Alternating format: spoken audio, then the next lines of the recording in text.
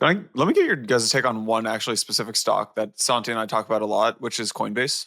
Quinn, I feel like I used to see you talk a lot about this. I don't know if you're still a holder of Coin or if you just had a nice little run there. But so there's this Jeff Dorman tweet.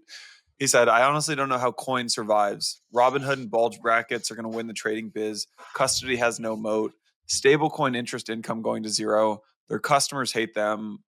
Parentheses, look at the comments. Acquisitions have been flops. Management makes baffling decisions like buying back 0% debt. Quinn, are you do you remain a Coinbase bull or did you get out of that trade?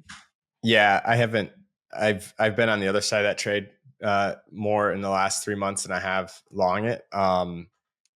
I yeah they've what's really good for everybody in terms of opening up the regulatory umbrella and support and new people rushing in, traditional finance rushing in.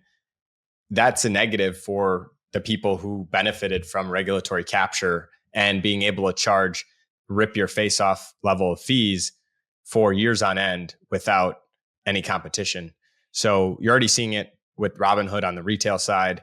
I think you're seeing it with many players on the institutional side. You have traditional prime brokers like StoneX, who are public and large, getting into crypto trading now that it's kind of approved. You're going to have all the big banks. So yeah, I mean, when you look at, they charge like 25% on staking. I mean, staking is about as commoditized of a product as you can have in crypto. They're charging, exorbitant fees on retail trading.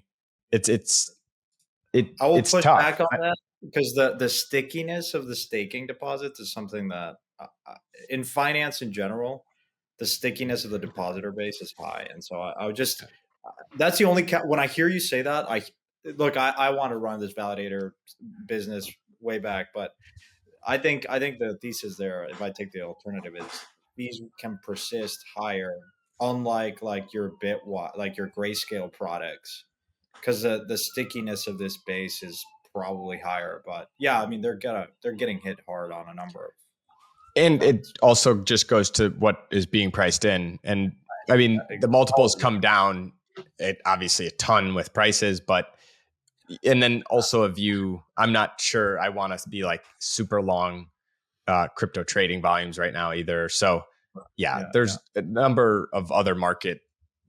I like Hood more than Coin, but for a couple other reasons. But I am curious.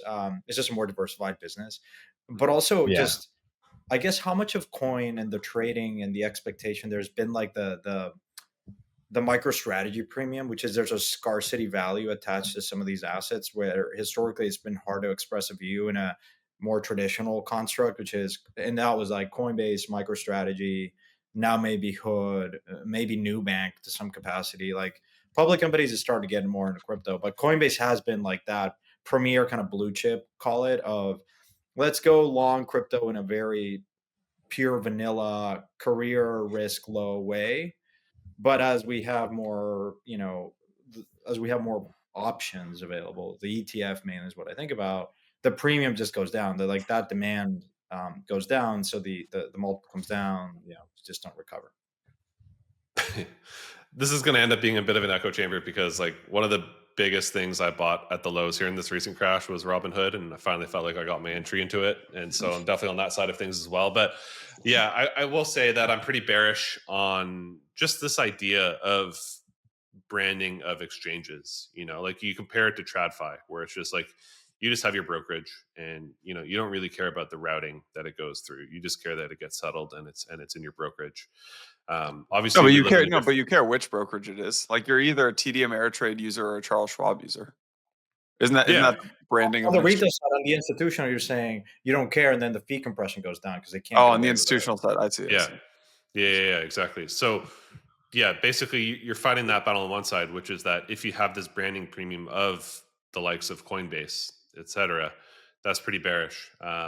So it's more about what extends their runway. I'd mentioned in our pre-chat kind of chat there about this, but I think one of the only saving graces they might have is there's those rumors of them acquiring Deribit, and options are such a different beast in terms of the liquidity required to make them effective, just because there's so many strikes, there's so many different expirations, and the spreads can just become so wide so easily. So, I've been a huge bear on like on-chain options for years, because all of them, like, you just go and look at the spreads and it's just like, as a buyer, I'm not walking that. It's just insane. So, obviously Deribit has become the de facto place for all crypto options. And, there's some stickiness there in terms of a moat. And I think if they got that, that would differentiate them against other crypto exchanges. But then you're also, once again, fighting the battle that if you look at like IBIT options, those are the tight, like it's going to be really difficult to fight those spreads. They're just always going to be tighter because you have institutional market makers there versus there's a lot of institutions that still can't even touch Deribit. So it's tough.